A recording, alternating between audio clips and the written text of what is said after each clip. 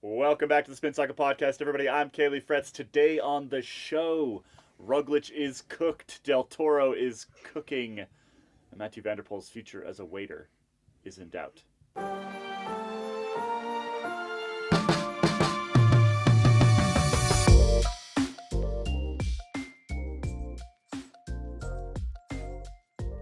Welcome back, everybody. We've got Intern Nick back on the pod today. Welcome back, Nick. Thanks, good to be back. And Kit Nicholson. Welcome back, Kit. Hello. And Jonny Long. Welcome back, Jonny. Oh, first time in 3 episodes I've been welcomed back. Thank you, Caley. Welcome back yourself. It's good to have you all here because we have a ton to talk about. It is Monday, May 26th. That means it is the final rest day of the Giro d'Italia.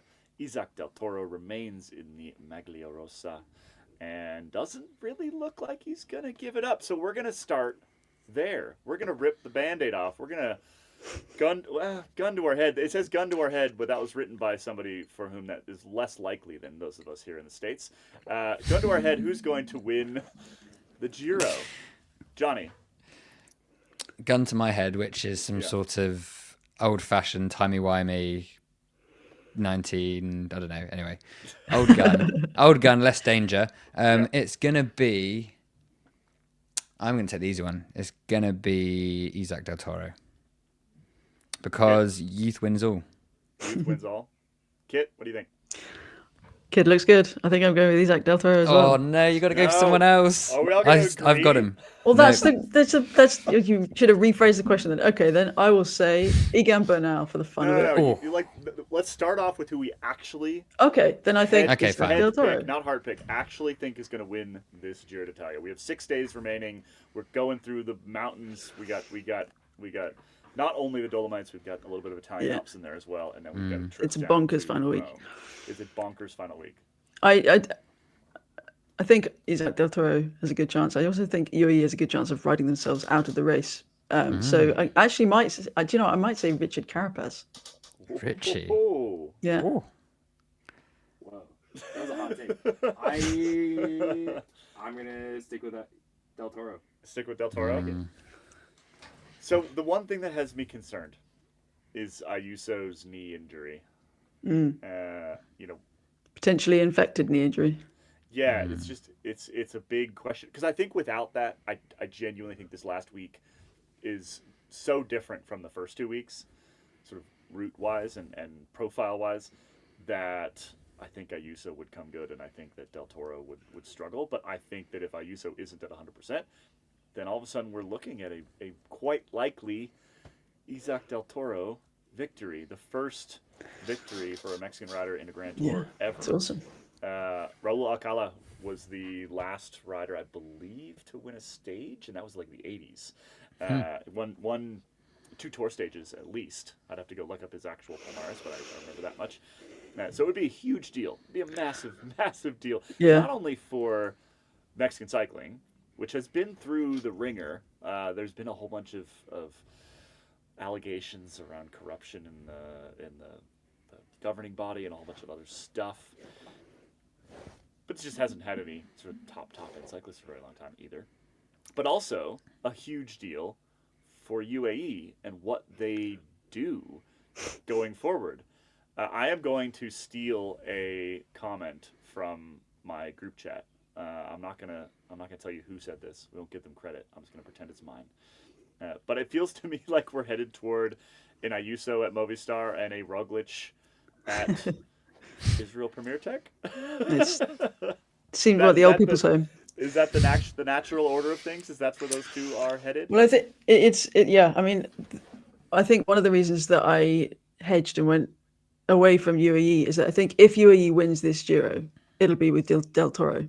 If Del Toro doesn't win, it's because they'll be still fiddling around trying to work out how to get Ayuso to win, or trying to kind of keep them both in the picture, and then one of the others will pounce. Because like you say, Auyso did get on the move a bit yesterday on Sunday stage 15, but he was otherwise just kind of in the wheels, had a lot of protection from his other teammates, and he's just he's not really looking fantastic. Maybe he's just taking the opportunity to hide while Del Toro does all the press conferences and is doing all the marking. But but like you say, it's a huge kind of potentially a huge sea change for this kind of area, this section, this department of UAE, because like you say, Ayuso, this is crunch time. This week is one of the most important weeks of Ayuso's career. Because there's so many unknowns heading into the last week, I'm going off a singular piece of evidence for why I believe in Del Toro, and it's this photo that I'm trying to zoom in on, where they're going up a climb, and you have Carapaz looking quite in the hurt locker. You have Bernal Fitting his teeth, yeah. You can actually see teeth with Bernal. Carapaz is a 7 out of 10. Bernal is a 9 out of 10. Tiemann Arensman has entered into another dimension with how much 11 he's out of feeling 10. things. Yeah. And then you have Isaac Del Toro at the back, just putting on a jacket. Yeah, hands he was off the riding like he handlebars. had several extra gears yesterday. He was Absolutely just zooming. insane. Yeah. So Just we should say that the run into Asiago was the sort of the last data point that we have here, right? And Del Toro looked so comfortable that entire time. He closed 6 or 7 different gaps. He just sort of flitted around. He looked more comfortable than any of the other GC contenders. And Absolutely. we keep talking about him not being a GC contender. That was a pretty big climb into the finish. Now it's not the Mortarolo, it's not the Stelvio, but it still, he just looked like he was never in any danger of. And not that only just picture getting that dropped, Johnny's but, just nobody was going to move away from him. Yeah, There's no way. and that picture that Johnny just showed us was on the Monte Grappa, which was a monster climb. And that last stretch where Bernal and Carapaz and Arensman were doing the pulling, and then Derek G appeared as well to join that group. That was in some of the hardest gradients of that climb towards the top, because when you look on paper, it's a 25-kilometer climb, and it's like 7% average maybe, but but it's split into 2 halves that are. If you're familiar with the graphics that you see for mountain profiles, it's all black. It's like an upside down black run in skiing. It's crazy hard, and yeah, he was just made it look so easy. Slightly sad though that UAE has not arranged for him to have a pink jacket or gilet as they did. For I did think that. Pogacar Although it kind last of year. looked quite cool. It's kind of some good. It's like Neapolitan ice cream almost. No? Surely they would have some leftovers from But yeah, you'd think they'd probably fit, but Yeah, but this year's doesn't. it's different last year's sponsor. won't have XRG, Yeah. which is crucial for the brand and it's a development. different pink of jersey the sponsor Emirates. too. So Oh, yes, true. Okay, out of the current sort of GC or the top of the GC, where do you think the cutoff is in terms of the rider who can possibly win the Giro? ooh, top 4. That's my question to you. Do you think? You don't think it goes further than top 4? Well, the last Egan week- Bernal looks like he and Ineos want to do something in the last week. So if they pick, but they've got to pick their time because otherwise they're just going to be marked down. If they pull it off, then maybe Bernal. But I think he's the only one outside of the top 4 who I could see winning. At this 3 thing. minutes 38 seconds. Yeah, but we've seen what Yeah. Ineos/Sky have done before. Bernal is, so I read in an interview this morning that he's actually pain free for the first time in his career.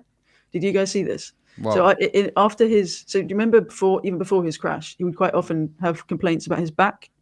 And he said that he has been having trouble with his back since he was a kid, ever since he's been cycling. But so it wasn't immediately post crash, because he obviously had countless surgeries then.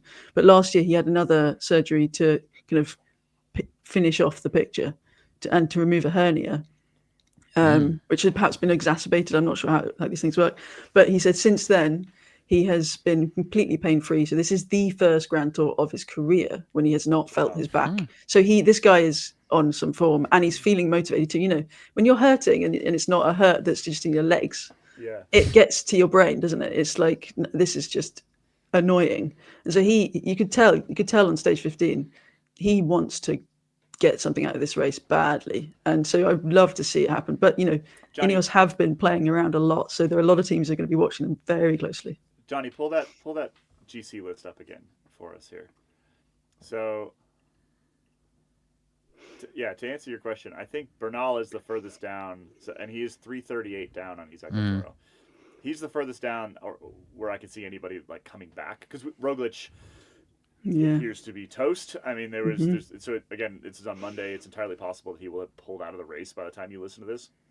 Although the Giro over at Gazzetta was saying that they had confirmed that he's going to at least try to start stage 16. But if there's a discussion around you leaving the race, that you're not going to leave the race at that point, right? So Roglic is far enough down in 3:53 down that I think he's out of the picture. Arnsman, based off of the photo that you showed earlier alone, Jonny, he's definitely not going to do it.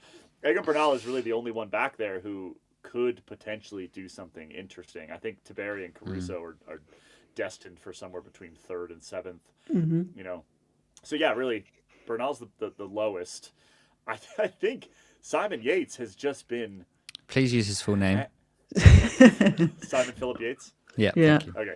We're going for brave British boy Simon. Brave British boy Simon Philip Yates is just hanging out in second place. Yeah. 20 back.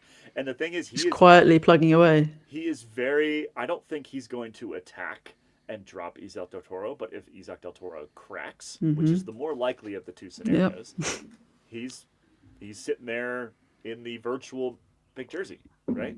So I think that if I'm UAE, that is who him and Carapaz are the two that I'm really, really paying attention to. I think Derek G is a good shot at a podium, but yeah, for me, Simon Philip Yates and Richard Carapaz are the two real threats to UAE. Can I point out how great it is that we're looking? Sorry, Nick, that we're looking at this top 10, and we're on the final rest day, and everyone is still racing for at least the podium, and not just and I mean more than just, it's not just third place. First and second aren't blocked out by anyone. So everyone, and so yesterday when Derek G was on the attack, which was great to see, and obviously he was feeling good. He scratched the fox on his way, but he was looking really, really punchy. And they're not just, they're not racing conservatively. They are trying to get this done, trying to take it to a UAE, which is, we haven't seen this in a while, which is really fun. Makes a nice change. A rare breed is this year. Can we talk? I'm really glad I saw the video of Derek G scratching the fox, so I didn't think that this was some weird metaphor that I was missing out on. Yeah, should we, for anybody who missed this, should we just explain? Kit, we have a GIF. We have a GIF on the. What was it? I've So got it was during the stage, wasn't it? I've got it in my race report. So the fox is so basically what happens is there's a guy running alongside the peloton on the Monte Grappa who holds up a taxidermied fox with a pink sort of scarf around its neck. And this fox and guy have been there, from my research, since 2013, shown up at least 4 times. But as far as I know, this is the first time that someone has actually reached out and patted the fox on the head. Yeah. And to me, it does look like a real taxidermied fox. That's too lifelike. There's no one making replicas that good, especially with all the tariffs and trade wars going on at the minute. So is there some sicko in Italy who is like doing the roadkill thing that people do in Durango of like, oh, sick, there's like a raccoon, let me go attack it. Or is he like hunting foxes in Italy? I think Italy and Western America are actually far closer than you would think in terms of some of the vibes going on. Compliment. You tell them that though. But the main thing for me is whether this is going to be good luck for Derek G, because he's obviously a bit of a nature guy. He loves his birds and twitching, that sort of thing. He does. Twitching as in looking at birds, Nick, not broadcasting yourself online, just to be clear. Or whether it will give him a horrific illness or disease. Yeah. That's my main. It gave him good luck for the rest of the climb, though. It did. So I think all signs point to good luck, not bad luck. Okay. Yeah. Which is a good thing. Yeah. Before we move on from Simon, we'll get too far from Simon Philip Yates. I just want to say that Richard wrote in on Discord to say that alongside Simon Philip Yates, another one is Hugh John Carthy. Yes. And apparently the Spanish commentators often then pronounce it as Huge John Carthy, which isn't necessarily that far from the truth because he's a big lad. Very tall. Very tall and very lean, very skinny. Can we talk a little bit more about the Auyso UAE thing just before we wrap up the Giro stuff? So we said, I think it was on last Friday's show, that if he didn't win this Giro, he would have to leave. Yeah. Are we sticking with that? Absolutely. Is he doomed to Movistar at this point? Doomed to Movistar. Doomed to the Trident. Yeah. Well, he's already in a kind of Trident, or what I mean, it's many more. There are many more prongs to the fork than there are. He knows how it works. Yeah, it makes a lot of sense for him, and for Movistar, and for cycling, frankly. But Whether it actually helps him win more Grand Tours, who knows? Any Grand Tour, sorry. I don't know. Do you think he will desire leadership more than sacrificing the performance that comes with moving from UAE to Movistar? Oh, I thought you were going to say money. Money. I thought you were going to say and the money. I think would he sacrifice leadership for a pay cut? I think he'd sacrifice leadership for a pay cut. I mean, a pay cut for what? Wait, you know what I mean? And using, and having to like be part of the Movistar sort of hellscape. And to be honest, he kind of already seems like he'd fit there. I feel like he fit in just fine over there. Yeah, I feel he is very much. He's got the Nairo Quintana "I'm not talking to anyone" face down pat. Yes, he does. Do you? So I got some flack with this because I wrote about basically what we discussed on the podcast in article form, and rightly got some stick because before I've been like, we can't write about Juan Ayuso on our website because he's quite boring. People don't care. But I was thinking, people have cared a bit more than usual because he's involved as this sort of plot point within the greater UAE Team Emirates narrative. But people still didn't seem that interested. So is it because he didn't go full evil or didn't actually do anything? Is he still the meme of something on the floor and the stick person's poking him with a stick saying, come on, do something? Is he still in that era? I don't. It's weird because our audience, our mostly English-speaking audience, should like him more because he speaks perfect English. Yeah. He spent a bunch of time in Atlanta growing up. And he speaks English with an American Big Falcons accent. fan, apparently. Yeah, every time he speaks, I actually find him incredibly interesting. He's a very eloquent speaker as well. His interview questions are typically, except when it's when he's fed up. But he often gives very good interviews. But also just the fact that he can communicate so much better than most of the native Spanish-speaking riders with a English-speaking audience. We should all be getting behind Ayuso, but for whatever reason, it still has not happened. We're waiting for something needs to happen to him, right? He either needs to become the bad guy, really the bad guy, he needs to attack his own teammate sometime this last week, or something else needs to happen where we all start to feel bad for him, right? So maybe he takes pink and then loses it at the end or something like that. We need a... And then he'd be the bad guy still because then it'd be like, what if? But the problem is there's no narrative around him right now. I don't know what his story is. I don't know what his... What's the reason to root for or against him at this point, other than he gives a decent... He's kind of a shadow in the background, literally and figuratively at the moment. Yeah. He's a bogeyman with a dodgy knee. Yeah. That's not going to shift papers. Should we? No. Let's talk about the upcoming week later in the show. Let's take a quick break and we come back. We've got just some other news from the week to rip through here. We'll be right back.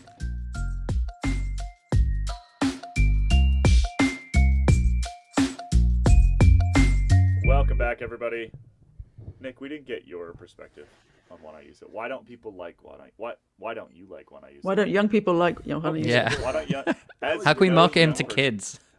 We have to make him Why don't you like Juan Ayuso? We got to make him blue raspberry flavor and put him in vape form. Brutal. Yeah, make him sell views and make him put him at the Monaco Grand Prix with. I think it's really hard, right? You've got this generational, I don't want to call him a black hole as far as the vibe, but gravitationally black hole. I know Brandon McNulty on that team because I raced against him. You've got Isaac Del Toro being a young hotshot Mexican, right? All this stuff, and then Juan Ayuso is just kind of there. He's just kind of stuck in the middle there. He's Just into the Mikel Landa of 2019. Yeah. Oh, Before Landa became fun and old. Yeah. Yeah. Maybe Ayuso will become fun and old at some point. Yeah. Wait, was the Landa switch when that fantastic gif of him doing side eye? Yes, that was it basically. That's when he became interesting. So we need a good Ayuso meme. So is it what our we're Yeah, we do. responsibility to make Juan Ayuso a meme? All right. Wow, So we need to keep okay. an eye out. Yeah. Our members need to help us out here and potentially just drop stuff into Discord and say, because we were talking on Discord last week about having a competition for who could grab the best screen capture from the Tour de France, and so we could start that at the Giro, and if we could get a good Ayuso meme going, I think that we would do the man a favor. The one other thing I would say is that he needs to have a more interesting haircut wouldn't hurt. He just stands up there dream of dreams, I'm there with full control. It would be like leopard spots. But failing that, are you making a Dennis Rodman reference right now? not just Dennis. I think there's been many. I would bet that that's not the least popular haircut in Spain. If I did a big poll, but What if you did a David Gaudu? yeah, David Gaudu. He's already using some kind of psyops with his choice of sunglasses, because the whole UAE team is wearing pink sunglasses except Ayuso, who's wearing yellow. See, that's just so Auyso. Yeah, For some reason. he's refusing to wear the pink sunglasses. But yet. like even Isaac Del Toro, now we're fully deep in the haircut rabbit hole. But like even Isaac Del Toro has like that, Yeah, a bit like of a sort of flop. curly, floppy wave where He's got the Gen Alpha haircut. Yeah. Like he looks like a middle schooler. Well, I reckon once He he is a wins middle 2 schooler. Grand Tours, he'll go to a mullet. That's my prediction. So I was gonna say Ayuso with a mullet would be fantastic. I think that would. Del Toro Yeah. would suit a mullet too. Yeah, Del Del Toro Toro could would- have it tomorrow if he wanted. Yeah, he could. Yeah. Anyway. Yeah. Okay. So we have to meme Ayuso. That's where we're Okay. at. That It's not even having a dog isn't even working for him. Does he have a dog? See, I He don't has, even he has know. a dog. Having a dog isn't Well- even working for him. He's one of the pros who's got a sausage dog. They seem, He's they seem he's to be the- unelectable. Does he race time trials with his dog on his back? Hold on. No. Can we pick apart the sunglasses choice real quick? Because if the entire rest of the team is on pink sunglasses and he is refusing to wear pink sunglasses, Yeah, is that that's. because he feels he has not earned the pink sunglasses yet? I think it's white jersey. It's because he's wearing the white jersey for Del Toro.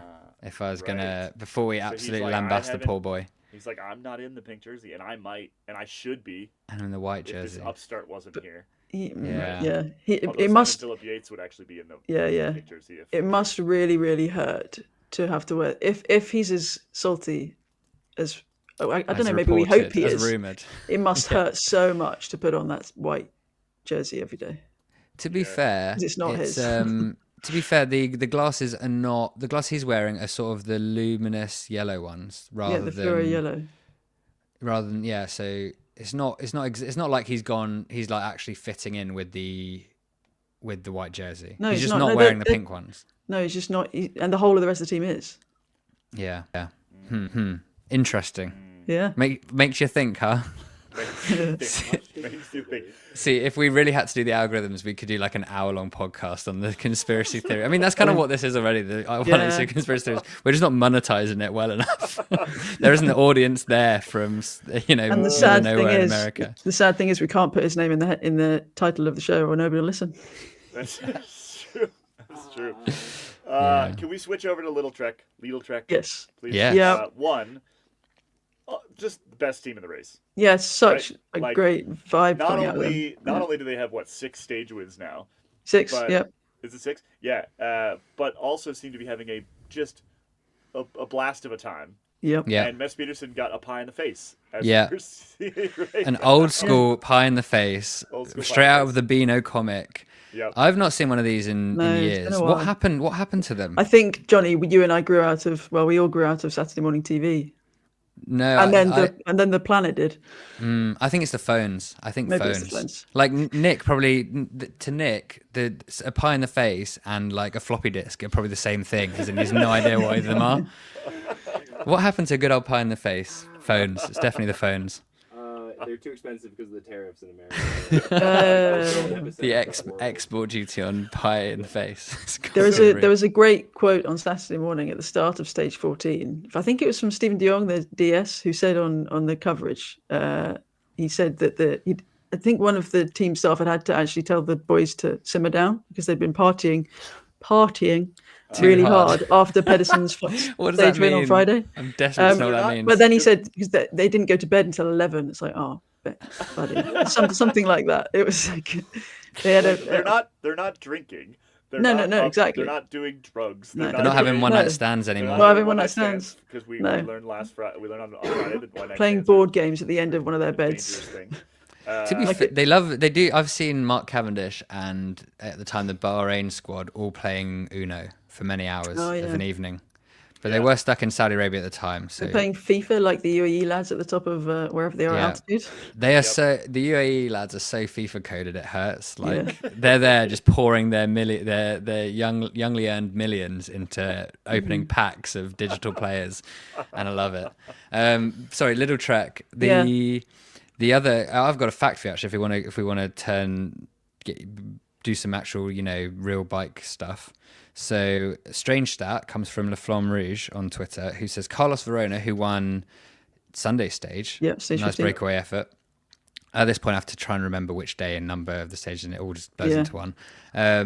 So Carlos Verona is likely the first. So sorry, I didn't see the likely bit, but we'll be corrected if not. Carlos Verona is likely the first rider with an Italian town as a surname to win a Giro stage in the Italian region where the town is located. Oh my God, that's detailed. How good is that, though? That's You wild. are watching the streams and just getting inspired by the little fun facts. Speaking of Verona, the other thing that was just so kind of, I mean, it kind of feels classic Little Trek, and it's they're being a well functioning unit is nothing new. We know that's a team that knows how to work together, and like each other. But I mean, and that was evident at the end of stage 14, and that kind of horrible images of the crash, and then the kind of devastating but also romantic in the literary sense image of the whole team crossing the line with Ciccone 16 and a half minutes down. He then obviously had to retire, but it was classic kind of redemption. And I'm sure it's happened many times that a leader has crashed out of a Grand Tour. I haven't looked into it, but it happens a lot, right? A leader crashes out of a big bike race, and the very next day, maybe the day after, one of their riders who wasn't, Verona said at the end, he was here as a teammate, and Pedersen and Ciccone were the ones for stage wins. But he took an opportunity and he bridged to the breakaway that he had failed to get into at the beginning of the day, and he took a win. And it was just this perfect kind of, cherry on the top of a brilliant Giro so far for Little Trek, who was beating Pogacar's record from last year. Yeah. Really? I mean, it's a slightly hollow stat because obviously it was one man versus a team, but yeah. I wonder what they're going to do with the Tour de France this year, because Pedersen's not going to be there. Milan is their guy for the Tour sprint stages, right? Huge pressure on Milan. Huge pressure. I mean, it's a lot to follow up, and the team dynamic won't obviously be exactly the same. A lot of times the squad that's going to go to the Giro will train together, altitude together. They're kind of on the same program, and it's a sort of different squad that will go to the Tour, and they often don't actually interact all that much. So except just because the team is in great spirits at the Giro doesn't mean we're going to see the exact same thing at the Tour. And if we do, I think it's a big chapeau to the whole outfit, Chilena and the rest of that outfit to sort of create that culture across different squads and different races. Really Did you see the during the time trial that while Dan Houle was waiting for the last few riders to come across the line, he was actually on FaceTime with Jonathan Milan and Consoni, Milan's lead out guy, because most of the tour team was either already at a training camp or on their way. So the tour team has been together for about a week.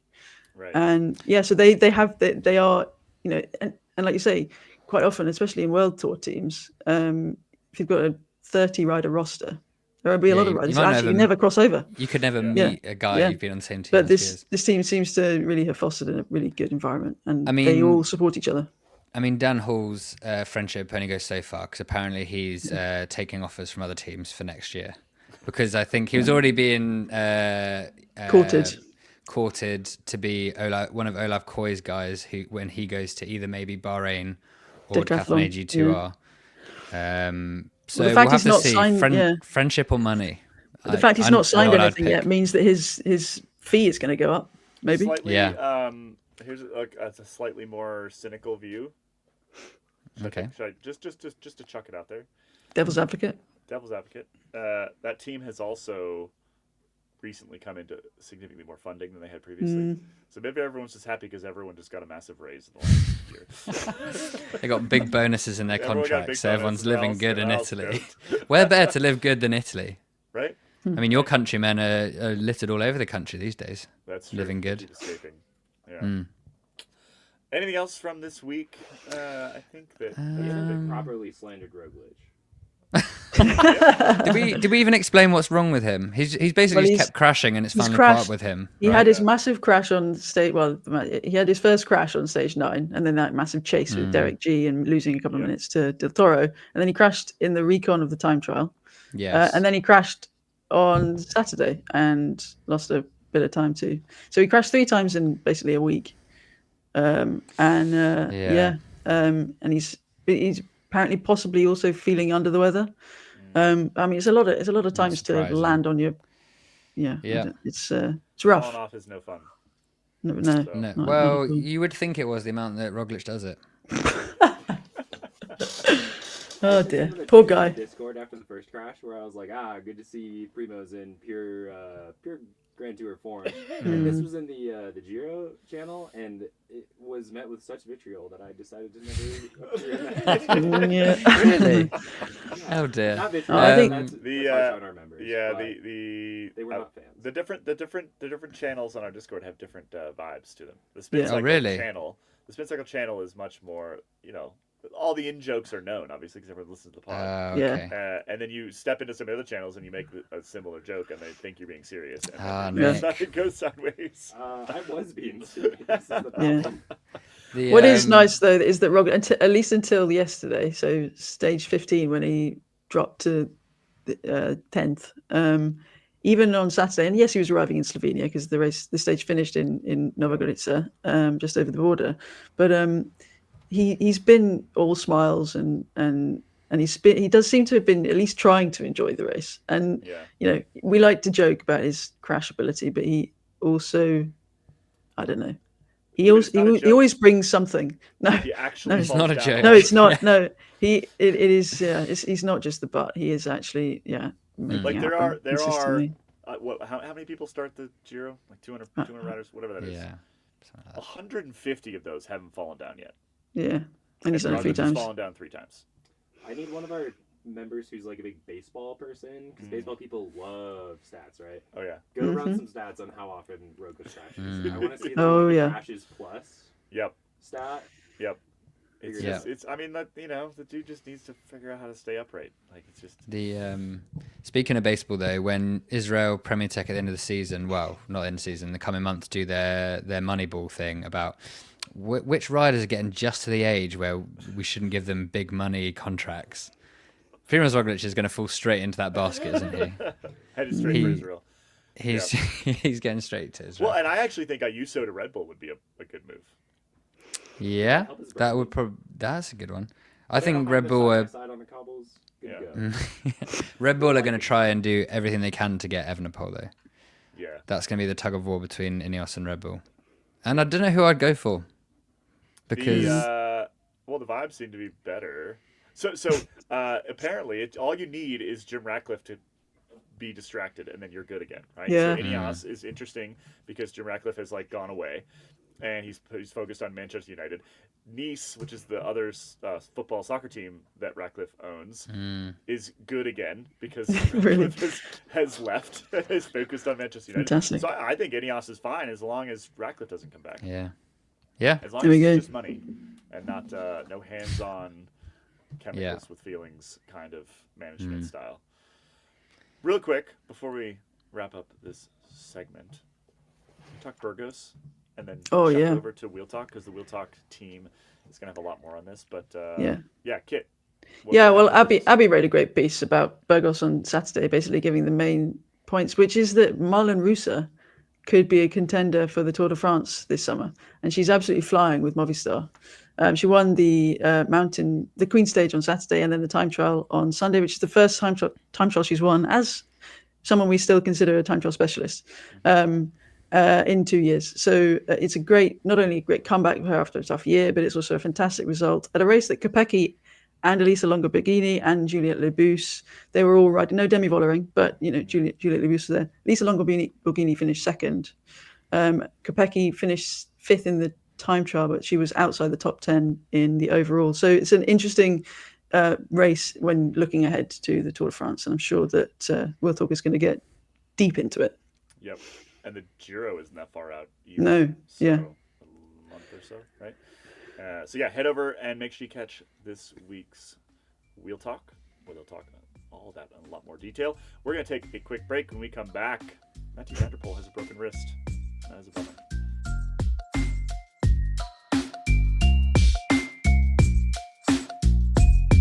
Welcome back, everybody. Matthew van der Poel raced the Cross Country World Cup over the weekend, and as he is wont to do, fell down.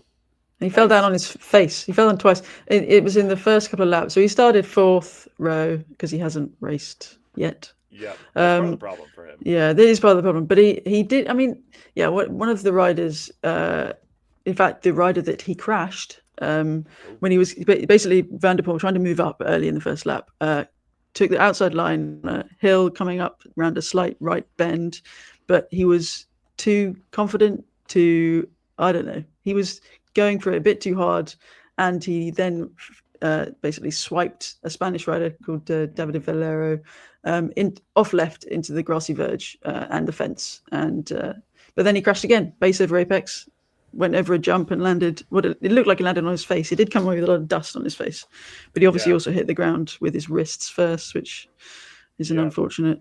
And he's got a what exactly was it in the? Is this a stable something fracture? Diagnosed with a minor avulsion fracture of the scaphoid bone. Yeah, Scaphoid very. It takes forever to heal. But it's also like the first bone that they're expected to break when you do that, when you hit the ground with your ligament damage to the wrist. So yeah, I broke a scaphoid years and years and years ago, and it still annoys me every once in a while. Like it just like randomly hurts again. So yeah, not a good one. It I think is the as goes the train. Choo choo. We're going to talk about Nick's train ride in After Dark. That's what you're all going to miss if you're not members. I think that the cross country crowd. So first of all, can we shout out the winner of the men's race over the weekend? Christopher Blevins, Durango native. Is he Durango? Oh yeah, another Durango guy. Yep. Jonny, you've obviously just wiped that from your memory because this has come up at least 3 times before on this podcast. Yeah. Puck Pedersen had a great. No, she had a great cross country, short track, but she punctured out of contention in the cross country. Yeah. Anyway, sort of leaving Blevins aside, even though that was amazing. Well, yeah, he's raced 6 World Cup events, including short track and marathon cross country, and he's won 5 and come second in the other. Absolute monster. And in the short track, he dropped his chain with like a lap to go or a lap and a half to go. It was like almost at the finish. He dropped his chain over these like whoop-de-whoop things, and he reached down in the middle of the whoop-de-whoop things, reached down, pulled his chain back on, and then just kept racing. And he had lost a couple places doing that, obviously, and then still came back and still won the race. Notable side note too: his sister won the local gravel race this weekend. Wow. Local racing. Nice. Yep. Is Blevins just on fire this weekend. You said putting Blevins aside? Is that the local version of "Don't put baby in the corner"? Is that what you all say to each other when you're, I don't know, walking through into the saloon? I feel like we have to go to the saloon now. I think we have to go to the saloon. Yeah. Where was I going? Oh yeah, Van der Poel. I don't know. That's what we were talking about. Van der Poel, yeah. Van der Poel. I did want to shout out Christopher because CB. Yes, yeah. But yes, Van der Poel is obviously, for most of the folks listening to this who are a little more road focused, probably more knowledge of Van der Poel than Christopher Blevins. And there is sort of future season implications to breaking a wrist like this, right? So he was meant to be making his Dauphiné debut in 2 weeks, and then of course the Tour in 6 or 5 weeks now. And I think that he could come back for the Tour de France, but I don't. My guess is what this means is we just shifted from sort of crazy stage winning Van der Poel to Phillips there for shampoo Van der Poel. Yeah, we're back for shampoo Van der Poel. And frankly, sponsorship activation. If you want to chuck some money down on some things early, I think that right now is the moment where you chuck all of your money at Philipsen winning a whole bunch of stages because he just got the greatest lead out man ever back working for him. So I think that's it's unfortunate, but I think he will be back in time for the Tour. He just may not be at full gas. So. I think you're supposed to say that's not financial advice at the end. That is not financial advice. And we're not a gambling podcast. Not yet. But Do we think this could be one of the last mountain bike races that Van der Poel does? Because he seems to like crashing at them, injuring himself, and then derailing his participation in the things that pay him all of the money. Yeah. He desperately wants a rainbow jersey, though, in that discipline. It's the only discipline he doesn't have a rainbow jersey in, But except all for of track. all fans of cross-country mountain biking do not want him to win it, because then he will not race in it the entire season. It will be lame. I'm not saying it's a good reason. I'm just saying that he's gonna try and turn up at World Champs. Yeah, I'm sure he wants to win it. And the thing is, like, when Van der Poel and Pidcock, when they show up, they are like physiologically they are better athletes than pretty much anybody in the mountain bike space. I think that may hurt to hear for some mountain bike fans, but it is the reality, and that's why they can come and dominate in the way that they often do. But it is nice to see, as a mountain bike person, that there is a skill set that even riders with incredible handling skills like Pidcock and Van der Poel, there is a skill set that those top mountain bike guys have that is still kind of untouchable, right? That they are still just that like 5% better. Yeah, but if Van der Poel practiced, who spends that much on a road bike, if he actually practiced, he would be. Yeah, he'd be fine. Keeps going on about. No, it doesn't. Yeah. Why? I'm sure he rides a mountain bike plenty. But like that's part of the sport, is that that's true. Extremely technical sport, and it's about all these little tiny moments where you can make up a fraction of a second or fall down, and I think for the sort of the XCO purists out there, it actually kind of warms the heart a little bit to see the roadies fall down. Yeah, for sure. I mean, imagine if he did win the rainbow jersey for mountain bike, and how many evil eyes he'd be given on the 55 rider podium at the end. I mean, that'd be too much. True. 5 rider podium. Are they back to 5 now? Did Warner Brothers acquiesce to that? I think they probably did. I didn't check over the weekend. Let's real briefly. We mentioned this earlier. Landa, who crashed out of the Giro, is now targeting. Can anybody guess? The Vuelta. You got it.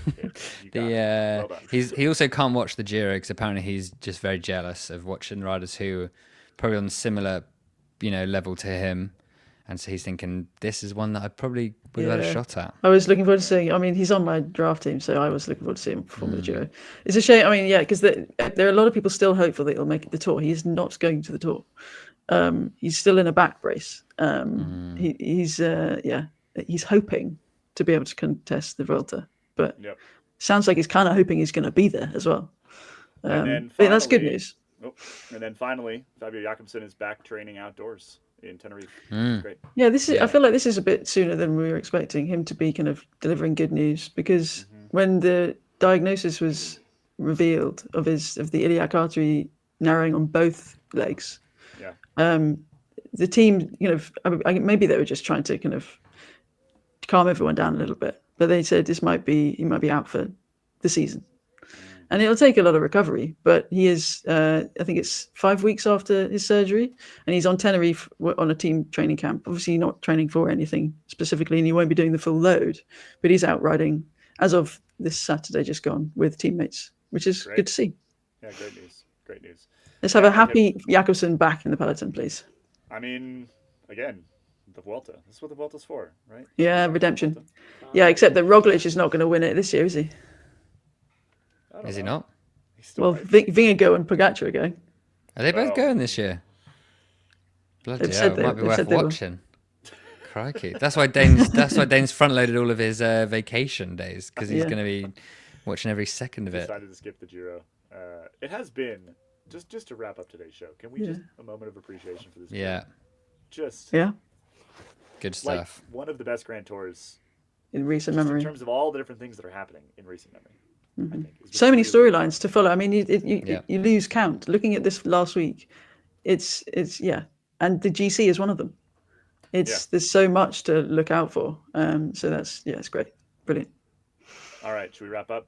Let's wrap up. We are going to call it a day there. We're going to be back on Friday with another episode of Spin Cycle. If you remember, you're listening on the member feed.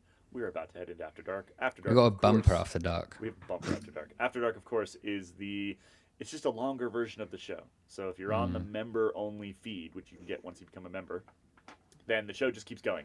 That's what After Dark is. It's not a separate show or anything like that. It just keeps going. Head over to escapecollective.com/join. Sign up today.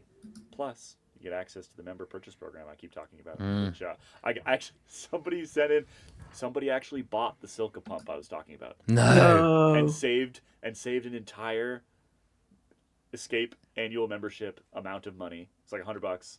I don't mean no as in terms of I'm glad they bought it because I'm desperate to hear more. Yeah. I was literally getting ready for when you finish your sentence, Caley, to say those pumps aren't going to buy themselves. And turns out they're not because someone is buying them. I'm desperate to hear about this pump. Somebody used the member purchase program discount. They saved themselves a full $100 on that one pump, which is a $500 pump. And already got their membership back. So if you're buying Silka pump, if you're buying Silka chain wax, if you're buying new kit from MAP, I was racing in my MAP Escape kit over the weekend at the Iron Horse and reminded myself how good it is. So very good. So were you, actually. Intern Nick was in the shorts. Had the bids. Whoa. Bids are great. Just in So shorts. yeah, if you're buying any of that stuff, just the shorts. He was wearing some kind of like baggy. What were you wearing? I was wearing a Scott mountain bike jersey. There we go. Because we couldn't be taking things too seriously over here. Anyway, go use your member purchase program. Special member pricing is the actual, I think, phrase that we're supposed to use here. And if you're not already a member, head over to escapecollective.com/join and sign up today.